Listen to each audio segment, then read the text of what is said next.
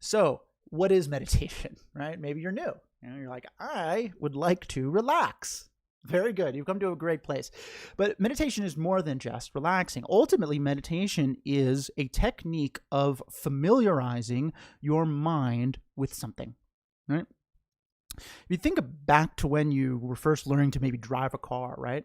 Very challenging, right? You check the mirrors, you got to go through all the motions. I'm nervous. Is somebody behind me? What am I going to... Now, it's like second nature, You can sing while doing it, put on makeup, shave, I don't know, all these crazy things that we do while we're driving, because driving has become quite familiar to our mind, right? The act of driving is very familiar to us, right? So meditation is a technique of familiarizing our mind with concepts or feelings, right? Things like that. So if we are here, you're probably, if you're new, you're probably here to relax, right? So what meditation is doing is familiarizing your mind with being peaceful, right? Being calm. So much so that it becomes easier for you to go there when you need to, right? Or when you want to. Similar to driving, right? It becomes more natural for you to be calm, right? Right now, it's very natural for us to get angry and panicked. We're very familiar with those things. We're not as familiar with being calm and patient, right? So it's meditation is entirely about familiarization, which I've always found to be a very helpful way of thinking about it, right? Hopefully that rings true with you as well. But, you're here to relax, and that's good because that's the first step of meditation. The first step of familiarizing your mind with anything is relaxing our mind, because I don't know if you've noticed, but when your mind is panicked or anxious or not calm or relaxed, it can be very difficult to accomplish anything, right? So we have to learn how to relax our mind a little bit before we can use meditation to its full potential, right? So the analogy I always like to use, sorry if you're hearing it again, but if you imagine a still lake, right? Very beautiful still lake, you could see a reflection in the lake very easily, right? Perfectly still. There are the mountains, there's the grass, rolling hills, a squirrel ran by, very cool and very exciting. If it starts to rain a little bit, it becomes more difficult to see the reflection, right? You might be able to still make it out, but it's not as clear. It's not as easy, right? And if it's starting to downpour, you probably can't see the reflection at all. It's just not clear. Our mind is like a still lake. Default, very natural, very naturally calm and peaceful. And all of the anxiety, the bombardment of thoughts, distractions, worries, regrets, all of these things that are constantly bouncing around in our head all day long, these are like raindrops on the lake, on our mind. And what it does is it makes us not be able to think clearly, reasonably, objectively, right? It causes a lot of stress, right? And that causes a lot of problems in our lives. So the first thing we need to do is clear away some of the raindrops, right? So we can see the reflection a little more clearly, if to stick with the analogy, right? Great analogy. I'm glad you like it. You must be new because everyone else is probably very bored of me saying that. But I'm glad you enjoyed it. I still think it's one of the better ones. So the way that we're going to clear away some of the raindrops is through a technique that is very fancily called single-pointed concentration. Yep, new. I'm glad you're here. Welcome. Single-pointed concentration. It's a very fancy way of saying we're going to focus on one thing, right? It's the antithesis, is that the right word? Of multitasking, right? We're very used to multitasking, and multitasking might be good for getting all your tasks done efficiently, but it's not great for being calm while doing it. So we're going to focus so much on one thing that all the other thoughts that are normally bouncing around in our head, all those other distractions, those raindrops, are going to start to fade away a little bit, right? You've definitely experienced something like this. If you're in the zone, working on a project at work or exercising, if you're really plugged in, you start to lose track of distractions. You lose track of the conversations that are happening around you, people calling your name, you don't even hear it. You lose track of time, right? This is all because you're single-pointedly focused on something. So we're going to do this intentionally. We're going to intentionally, single-pointedly focus on our breathing. Breathing meditation. You've probably also heard of that. It's kind of cool. Meditation is not as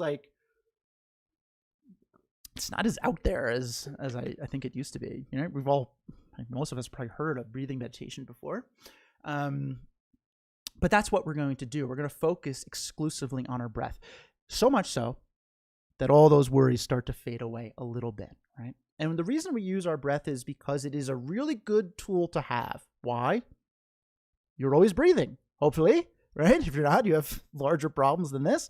But we always have our breath with us. And this is a very important concept, that we don't need special or particular external circumstances or conditions in order to meditate and meditate well. We don't need perfect silence. We don't need to retreat to a cave. We don't need to leave our life behind and go to a mountain. None of that, right? All we need is our breath and a little effort and patience.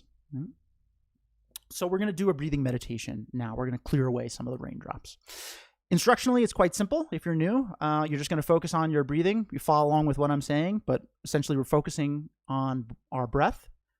And then eventually your mind is going to think about something else. I don't know, a TV show later that you're going to watch later, or something that happened earlier. And then we're just going to be like, nope, bring it back. We're going to just guide it gently back to focusing on our breath. We're going to repeat this for about 5 minutes.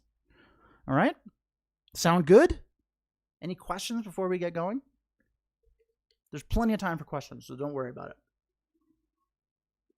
If anything pops up, a question you have, just type in the chat and I'll get to it, after we're done doing the breathing meditation. Like I said, quick 5 minutes, and then we're going to talk about mindfulness. Okay? All right. So if you are sitting down, wonderful. Whether it be a chair or on a cushion or whatever, great. If you're laying down, that's also great. We're trying not to fall asleep because meditation is kind of like an active, we're using our mind actively. But if you fall asleep, it's not the end of the world. At least you're nice and relaxed. But essentially we're trying not to, right? So we're going to sit comfortably but alert, right? And you're going to close your eyes, which you can do right now, and follow along with what I'm saying.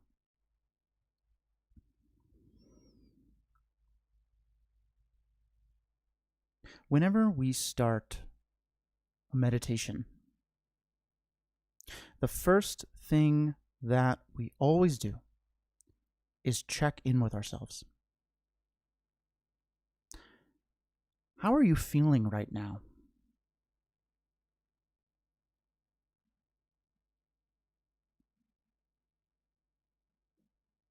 Happy, sad, neutral, excited, tired, whatever it is, it does not matter. All that matters is you notice.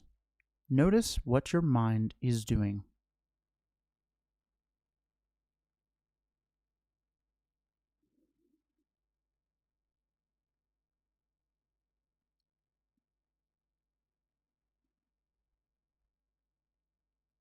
We're getting used to checking in with ourselves.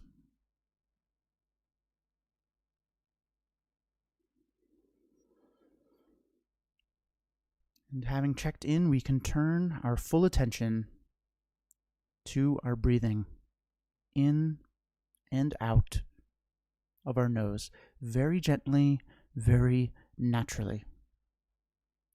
You do not need to take big, deep breaths or forcefully exhale. Just breathe normally, in and out. And see if you can follow your full breath in and your full breath out.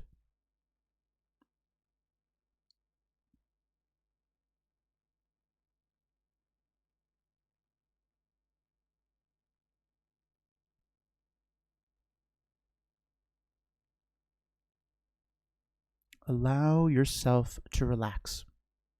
You deserve it. Allow yourself to enjoy breathing in and out, very gently, very naturally.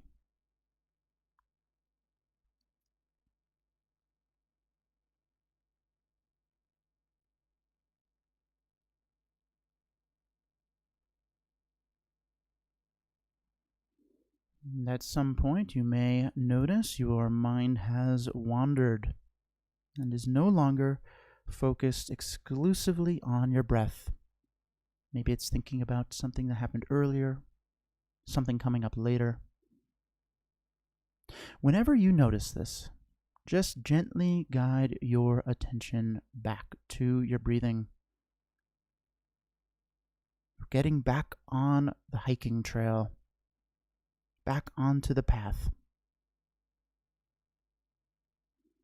Gently guide your attention back to enjoying your full breath in and your full breath out.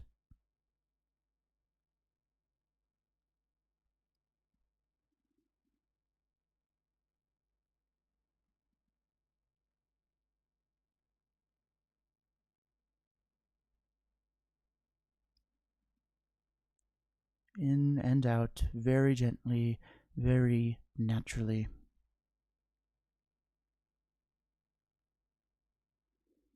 Allow yourself to relax.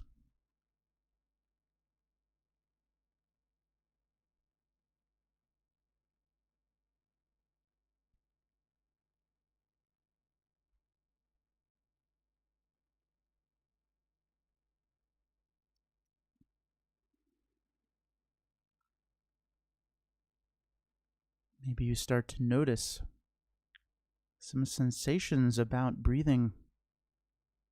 How the air feels cool on the tip of your nose as you breathe in, and how the air feels warm as you breathe out. Your shoulders rising and falling with each breath.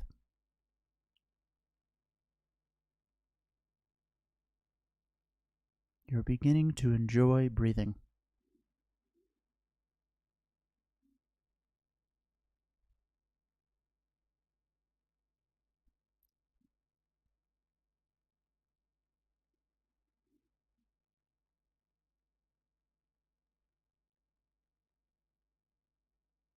Keep bringing your attention back to your breath as many times as you need to.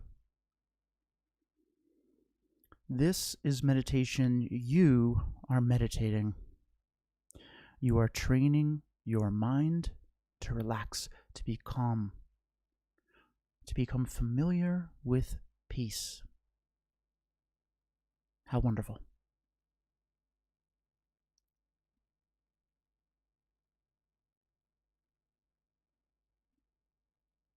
So just enjoy sitting here in this moment, breathing in and out for a little while longer.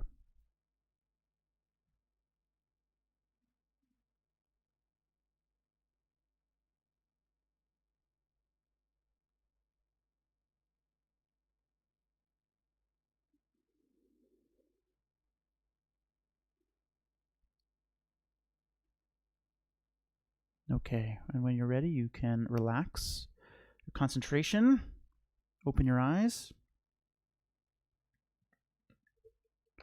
return to the internet. How'd that go? How'd that go? Any first timers? First time meditating? How was that? When we first start meditating, it can be difficult.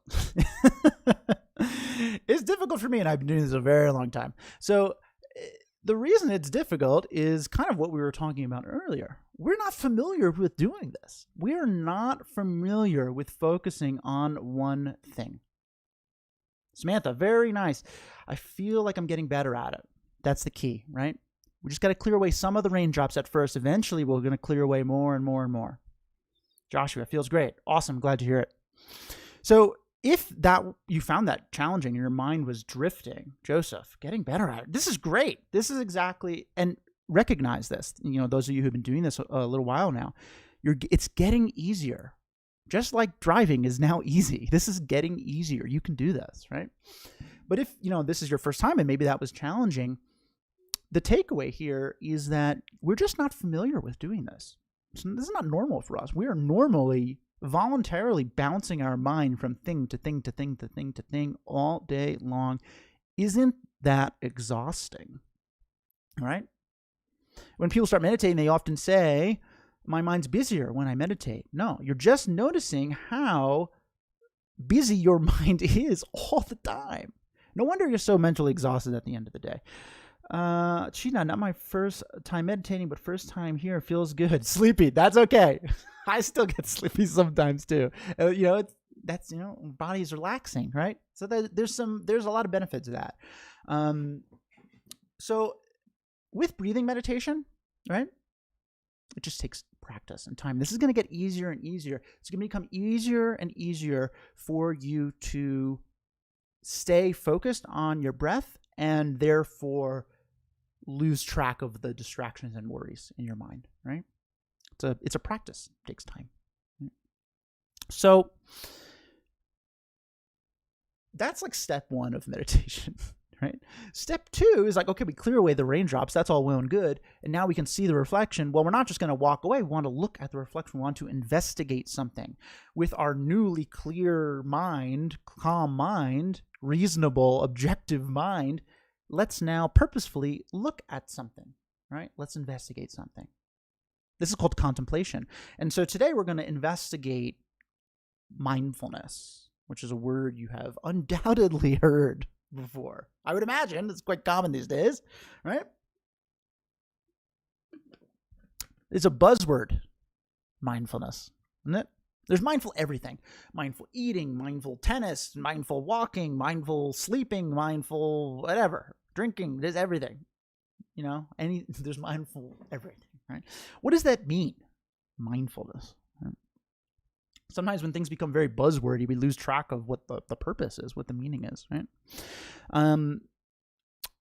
Mindfulness is ultimately kindness, which is probably a strange definition, right? That you're thinking of like, that doesn't make sense.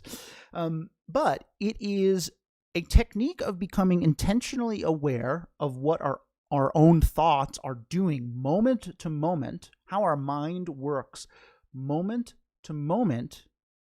Step one. Step two, for the purpose of being more kind to ourselves and others, right? So the starting point of mindfulness is awareness, right?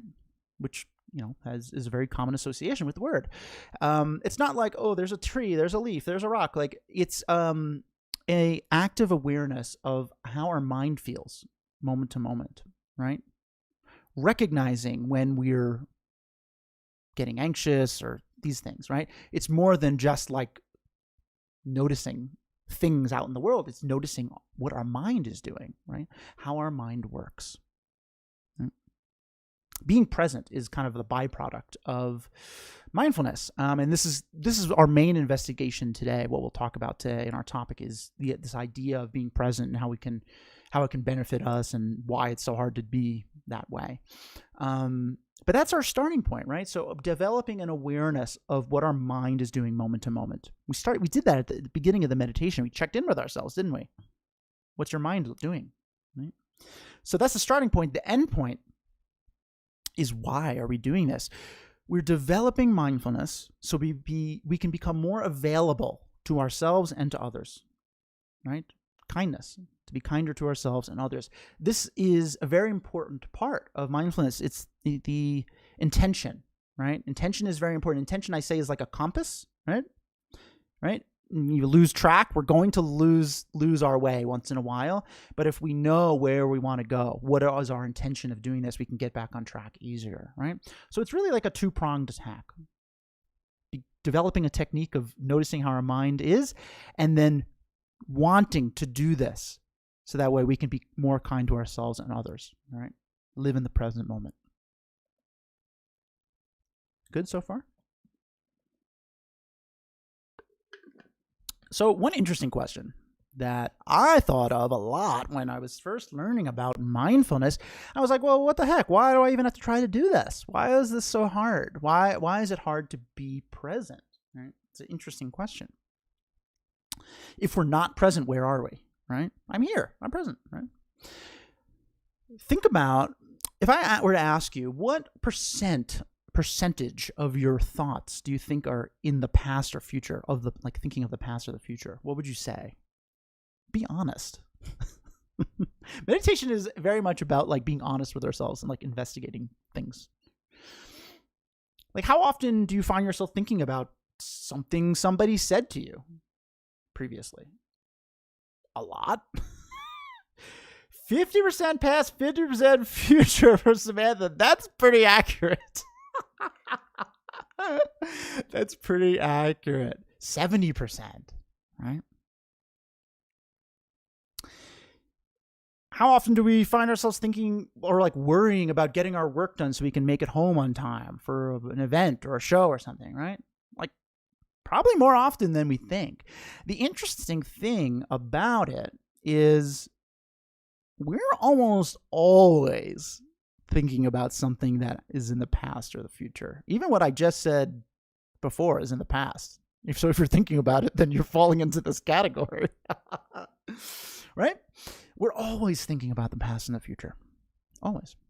And contrary to what we would like to believe, our minds cannot be in two places at once. We think when we're multitasking that, oh yeah, our mind's like in two places at once. No, our mind is bouncing from thing to thing, but is not in two places at once. So if your mind is in the past or in the future, where is it not? Crystal is about 30 steps ahead of me. You're not in the present. If your mind is in the past or the future, it cannot be in the present moment, right? And since our mind is so much in the past or the future, we have very little familiarity with living in the present moment, right? Here's that word again, familiarity. Familiarity is so important.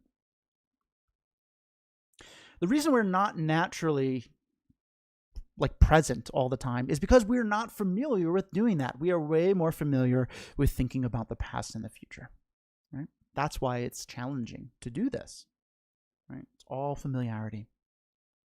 Make sense? So why do we want to do this, right? So if we're not familiar with something and we want to become familiar with it, what does it require? It requires effort, right? Going back to driving. You had to put in effort to learn how to drive, right? So since we're not familiar with being in the present moment, with developing mindfulness, we need to put in effort to do so. And we generally don't put much effort into things that we don't think are important. Would you think that's true, right? So if we're going to put in effort, the required effort into developing mindfulness, we have to believe that it's beneficial. We have to firmly believe that this is a beneficial thing for us to do, that it's important for us to do this, right? So why? Why is mindfulness important? Why does it even matter, right? Why even bother? Well, there's a lot of reasons. We'll talk about two today. But the first is mindfulness is a way of regaining control over our thoughts. Do you think you have control over your thoughts right now? Right? Not like you're being like mind controlled by somebody, but like, I don't know about you, but I feel like my mind's like, oh, think about that. I'm like, okay, fine. Over here. And then it's like, oh, no. Let's think about that. And I'm like, okay, I'll go over here now. It's like, which way do you want me to go? We're along for the ride, right? Our mind is kind of dictating where we're thinking, present, future, right? Past, present, future, right? It feels like we don't have much say, right, in what our mind is doing. At least that's how I feel.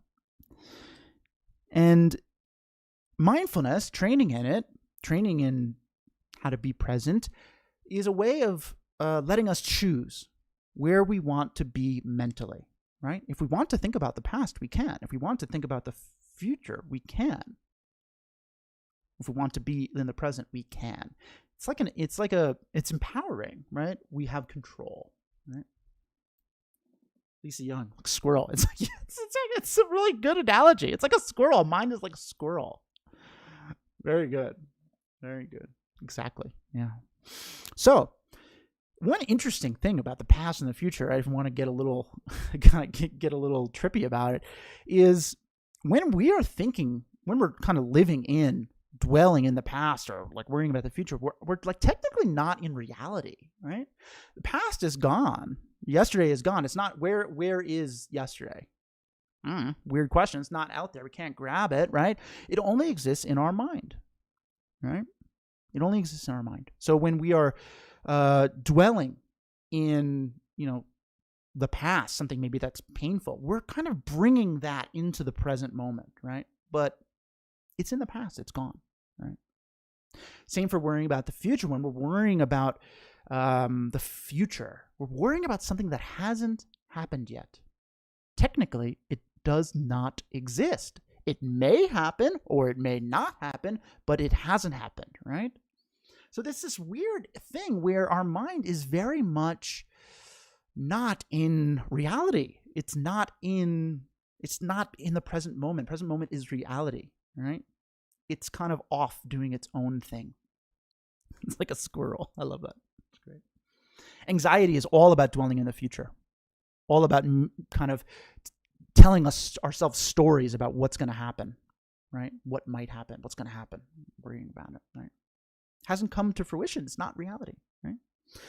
Do you think the longer we practice mindfulness and meditation, the better control we get over our mind during non-meditation time? Absolutely.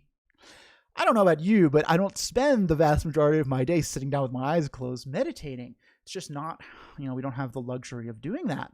And so we have to develop techniques to implement these things in our non-meditation time. But we can extrapolate the things that we learn and our ability to focus on one thing, the ability to stay present when we're doing a formal meditation into our lives. So absolutely. And honestly, that is the whole purpose of this, right? The whole purpose of training in meditation is not so that you can sit on a cushion for 24 hours. No, absolutely not. It's so that you can take the time you spend sitting on that cushion and enhance your life. Be happier, be more calm in your daily activities. So yes, that is the goal. And yes, that does happen and will happen for you. So ultimately what we're getting at is mindfulness helps us realize that we are not at the mercy of our thoughts, right? We don't have to be the squirrel running around, right? We can dictate where our mind is at any given time with effort and training and practice, but we have a choice. And when we have a choice, what happens is feelings of helplessness start to dissipate. We start to feel empowered, right? So this sounds nice to me. I don't know, does it sound nice to you? Feeling empowered, right? I have the power to choose what I want to think about, right? Where I want to focus my attention, right? These are good things, right? So another very good byproduct of mindfulness, being present, is it makes us more joyful, right? It being present allows us to notice little joys in things that might just kind of escape us, right? We notice things that we hadn't noticed before, right? I like to use the example of a small child playing with a toy. Let's say the small child is playing with like a wooden block, right? Wooden blocks are quite boring for us adults. We're probably not going to find much joy in that, right? But we all have experienced seeing a small child playing with like a wooden block, and they are totally plugged in to this wooden block. Oh my God, it's a hat. It's a piece of food. It's a wand. It's like all these things, right? We think that they don't know any better. They don't know that the block of wood is boring. But actually, we're the ones who don't get it, right? Because the reason the block of wood is so interesting to them is because they are fully present with this block of wood. They're not thinking about what they'd rather be doing or something somebody said to them earlier. No, completely 100% plugged in with this block of wood. And one of the byproducts is they start to notice some of the things about the block of wood that are joyful, right? Creative, imaginative, right? They have a sense of interest and wonder in what they're doing. That's something that as we grow older, we start to lose a little bit, right? Because over time, we become so familiar with our mind being in the past and the future. Children do not have this same problem as us. They're actually a lot more present than we are, right? So we have to work hard to kind of get back there, to release our inner child a little bit, and live in the present moment to look out for these interesting little joys, right? Does that make sense? It sounds wonderful to me. So anyway, these are like two things we can kind of focus on as benefits of mindfulness. And if they sound good to you, you might be like, damn, I would like to do that. And if that is your takeaway, then great, because when we like something, we put effort into it, right? That's our goal. So far so good? I hope so. So one more little thing to talk about, and then we're going to do a meditation on mindfulness. The culmination of our discussion is, how do we do it? How do we practice mindfulness? And this kind of goes a little bit into what Samantha's question was, is, basically, how do we bring this into our non-meditation time, right? Well, first and foremost, when we are meditating formally, right, doing breathing meditation, right, the act of breathing meditation is a practice of mindfulness, isn't it? Right? Think about what we did earlier, focusing on your breath. And when your mind is no longer focused on your breath, but thinking about something in the past or future, what do? We bring it back, right? We're practicing staying present. We're practicing mindfulness. And we can do this throughout our day. If we notice that our mind is in the past or in the future, worrying about the future, dwelling in the past, we can say, no, let's get back to what I'm doing right now, right? Tashita, question, what do you try to focus on when doing the breathing exercises? Just how the air is traveling? Amazing question. So everyone is a different learner, a different type of learner, right? Some people, visualizations are very helpful, right? Visualizing your breath going in and out, right?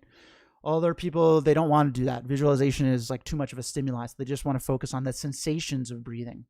Some people count breaths. I try to do a bunch of different ones here because everyone's different. So what I would say to you is I would experiment to see what rings true for you. For starters, I usually try to have people just focus on the sensations of breathing, right? How the air feels cool on the tip of your nose, warm or coming out, maybe your shoulders rising, right? Because we can identify these things pretty easily, right? It's less abstract than being like, okay, just focus on your breathing. Like, oh, okay. Touch your nose as you breathe in and out. That's an interesting one. I haven't tried that. Honestly, the reality here is it doesn't matter. All that matters is that whatever you're doing allows you to focus on one thing, your breath, something neutral, not something that's getting you like upset or excited, but your breath, something neutral. Okay. But so, Tashita, I know this is your first time. I have a bunch of other videos we've done here where I go over a lot of other breathing meditations that you could experiment with. Great question. Fantastic.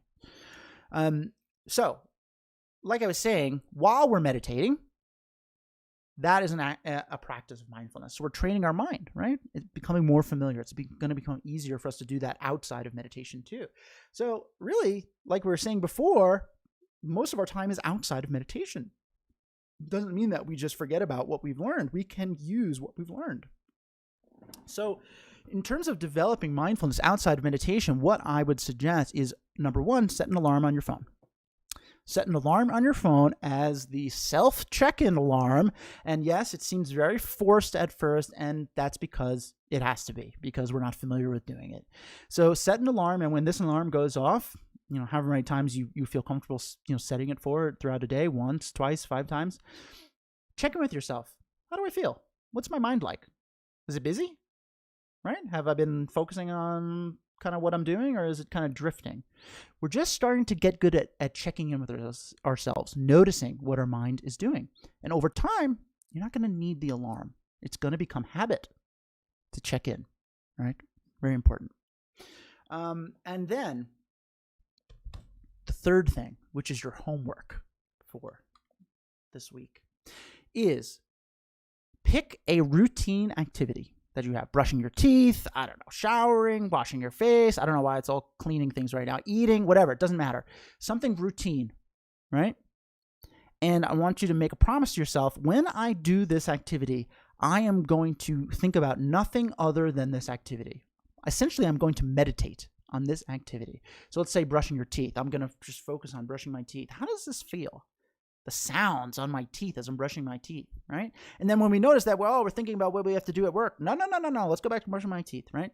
So we're going to practice taking an activity that we do, out in the wild, and we're going to turn it into an exercise in mindfulness, right? We're just going to practice. It's all about gaining familiarity with our mind's ability to focus on one thing, to be present with something. Sound good? Those are the 3 things to think about. Okay. Any questions on this before we do a meditation / contemplation on mindfulness? If you don't know what that means, don't worry. All you have to do is listen to what I'm saying, and essentially you're going to look out for what I'll call an aha moment, a moment where you're like, right? Interesting, right? That's what we're looking out for. Anything that is sparking interest, that is your mind familiarizing itself with a new concept, with something, right? Something that previously was not familiar to you, right? Sound good? If you have any other questions, please feel free to ask them. I'll get to them after the meditation, or if you think about something afterwards, you can email me. I will put my email in the chat, but not yet. Okay, so for this, we're starting the same way. Sitting down or laying down in a comfortable position, but alert, trying not to fall asleep, although it's getting later, for most of us anyway. It's getting later for all of us, but maybe it's morning for some. So sit comfortably, close your eyes, and just follow along with what I'm saying, okay?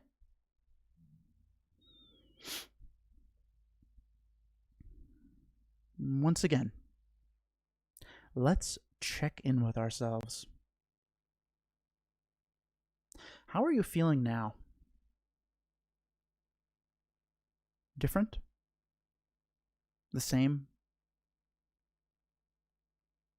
It does not matter. All that matters is you notice it. This is an exercise in mindfulness. Noticing what your mind is doing moment to moment, so you can react skillfully. So what is your mind doing in this moment?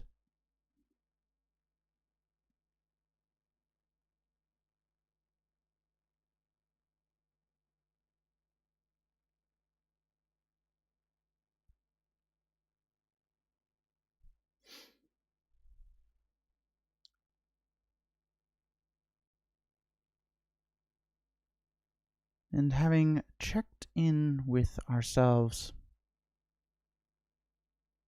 I'd like you to bring to mind an image. Bring to mind a vast, blue, gorgeous, boundless sky. The most beautiful, clear sky you have ever seen.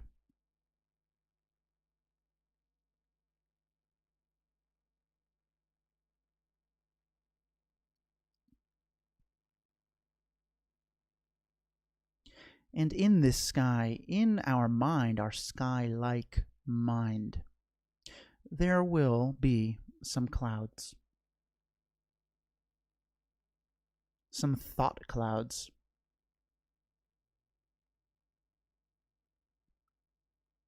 Some of these thought clouds in our sky-like mind are of the past. Things that happened earlier, something somebody said that upset us, a regret.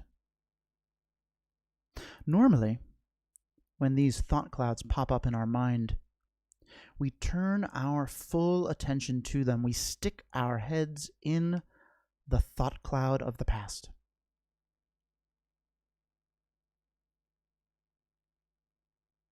And we forget that the sky is there, that the sky remains blue. But we do not have to do this. We have a choice. We can choose to instead let these thought clouds of the past drift on by, drift through our boundless sky-like mind as we watch them dissipate, fade away.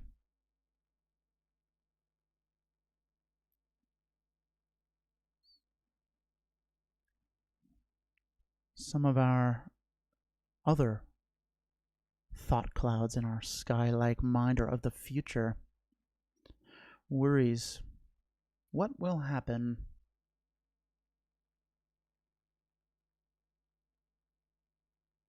To-do lists. Normally, when these thought clouds pop up, we turn our full attention to them. We focus exclusively on the thought clouds of the future. And we forget about the boundless blue sky, our calm sky-like mind. But we do not have to do this. We can choose to let those thoughts of the future drift through our calm, boundless sky-like mind and watch them dissipate. We can choose to focus on the blue sky even when there are clouds.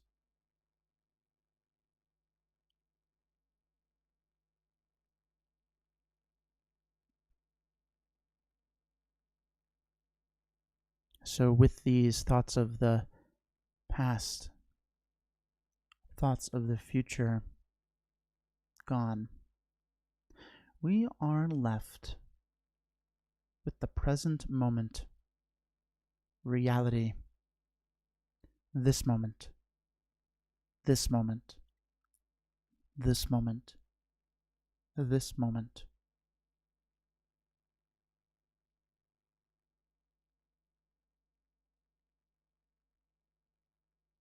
How wonderful.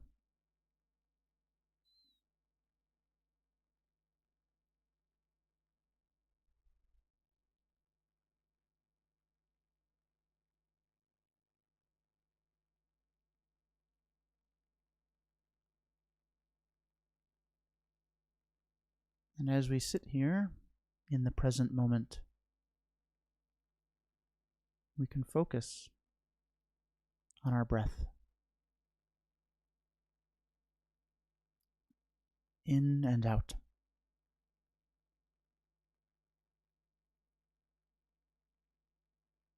All our other thoughts have faded away, and we are only left with our breath, the sensations of breathing in and out, the cool air on our nose as we breathe in, the warm air as we breathe out. Our shoulders rising and falling with each breath.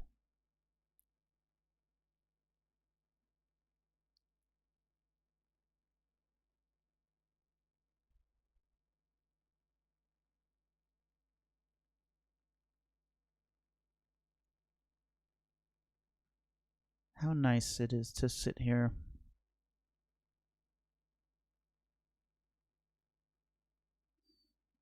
How does the cushion feel that you're sitting on?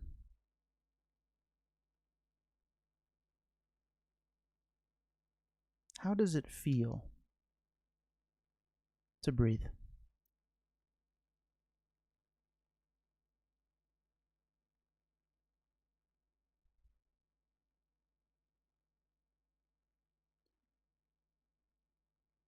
When we are living in the present moment,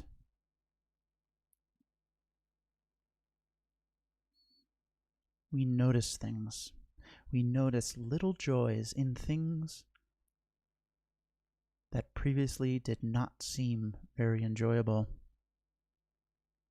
Maybe you're enjoying sitting here breathing, something you do all the time, but have never enjoyed.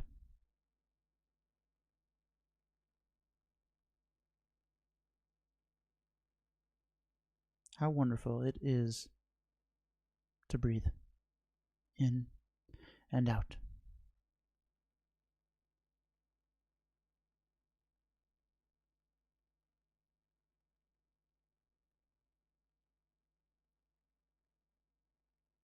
Mindfulness helps us find joy in everything that we do. Being present, being interested, a sense of fascination, of wonder.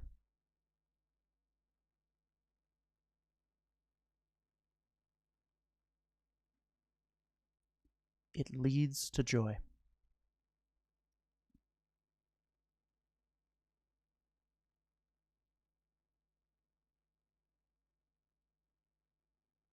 So just enjoy sitting here in this present moment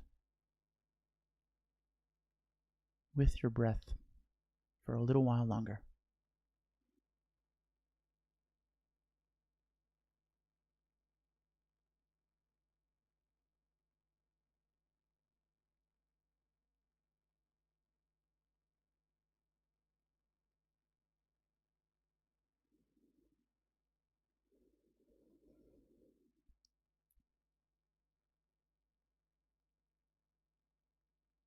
Okay, and when you're ready, you can relax your concentration. Open your eyes.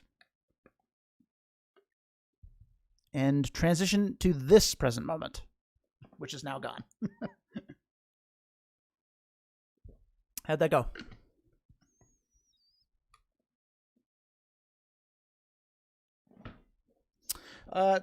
Toshida, if you're still here, so that sky meditation, so that's a little more of like a visualization, right? It's kind of the same concept. We're trying to focus on one thing, and when our mind drifts and thinks about the clouds, we're going to bring it back to the blue sky. So maybe if you're a visual learner, this is something that kind of hits home with you, and you can use as your focal point for breathing. But in terms of mindfulness, the big takeaways here are, right? The reason that this is hard is because we're not familiar with it, right? And to become familiar with it, it takes effort. And to put effort into anything, we have to know the benefits, right? We have to believe in the benefits to put effort into it. So we went over the benefits, right? Regain control of our thoughts gives us choice of where we want our mind to be. Do we want it to be present? Do we want it to be enjoying the present moment? Do we want to find little joys in things, right? Even something as simple as breathing, right? And then how do we do this? While meditating, breathing meditation like we did today. When not meditating, set an alarm to check in with yourself, right? Get familiar with doing that. And then pick a routine, pick something, anything, and see if you can stay focused on it and on it exclusively when you do it. Lisa, very hard to ignore the outside noises or others in the house. Now, very interesting. So, yes. Why is that, Lisa? Because our mind is very familiar with paying attention to what's going on around us. And it's hard for us to voluntarily single-pointedly focus on something. We're not used to it. Over time, Lisa, this is going to get easier for you. And some of those distractions are going to go away. Maybe that'll be very pleasant for you. You don't have to hear people running around the house. But one thing that is very important with meditation, and it's an area that people get hung up on a lot, is we do not need perfect quiet to do this, right? You will not always have perfect quiet. And so if perfect quiet becomes the thing that you need to be relaxed and happy, you're going to have times where you feel incapable of doing that. So over time, this is going to get easier. right? But it's important to train even when we don't have these perfect conditions, because we very rarely do, right? We very rarely do. But guess what? Same with driving, right? At first, driving, every little thing was like distracting. Oh, blah, blah, blah. Now it's like nothing, right? This is going to become nothing soon. You just got to make it a routine, right? Even if it's 5 minutes a day, 2 minutes a day, doesn't matter. 30 seconds, anything. Make it a routine, right? Wow, Toshida, you and me are very alike. I have tinnitus, and I notice it feeling louder when doing this. I also have very bad tinnitus. Tinnitus is very difficult to deal with, and I struggled with it a lot with meditation. I'm going to be honest with you. I struggled with it because it is very annoying, right? But have you noticed that you don't notice your tinnitus when you're like doing an activity that you're super plugged into, right? I do. Like, I love skiing. When I'm skiing, I got no idea my tinnitus is there, right? Because it's not there, right? I'm not focused on it, right? I'm totally focused on one thing. I'm focused on skiing. And so my tinnitus seems to dissipate for a little while. Over time, you'll be able to do this with meditation, right? But even if you're struggling with your tinnitus, the fact that you're sitting down, meditating is enough, right? The act of practicing is enough, right? Even if it's a hard day, right? Even if your tinnitus is extra annoying one day, building up the routine of doing this is what is going to lead you to be able to focus on your breath so much that the tinnitus doesn't bother you. I very much sympathize, empathize, all of that with you, because I have the exact same thing. But it does get better. Trust me. Been there, still there. Samantha, that was great. Joy over irrational fear and stress. That's the reward for practice, practice, practice goals. Absolutely. Yeah. I mean, that's the takeaway, right? If these things sound good to you, they sound good to me, right? We're going to want to do them. We're going to generate natural effort to accomplish them. Nothing can stop us from doing that, right? Good. Any other questions? This is lovely. This is a great meditation session. I'm glad that you all took time out of your day to be here. Thank you for doing that. We're all very busy, right? And if you didn't take time out of your day to do this, then I wouldn't be able to share these things with you. And so there's this beautiful, mutual, beneficial relationship, that we have. So thank you. If you found this helpful, relaxing, thought-provoking, intriguing, any of those things, I'd encourage you to come back next week. We talk about a new topic. I don't know what the topic will be. I think about it very last minute. But it's always something new, some new exploration, right? Something we can investigate with our mind. So come back, right? Maybe bring a friend. It's kind of fun. I do this on YouTube, obviously. So if you want to subscribe to the YouTube channel, that's very helpful to me. All it really does for you is you get some notifications when I'm going live. But for me, it helps YouTube know that people are interested in this. So that would be wonderful. Something I'd really appreciate.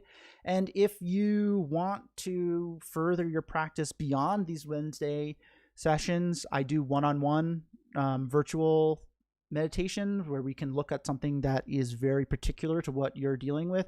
So Toshida, like, we could actually focus on tinnitus, those types of things.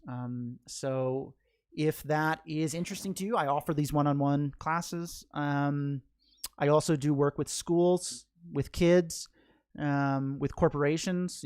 If your workplace, you want to bring this into the workplace as a nice little break. Even if you just want to take a break from work, right? Pitch this idea and then you get a free break. That's pretty good. So I do all those things. So if any of that's interesting to you, you can email me and we'll figure out a schedule that works for you. Speaking of emailing me, let me put my email into the chat. Otherwise, you will not be able to do that.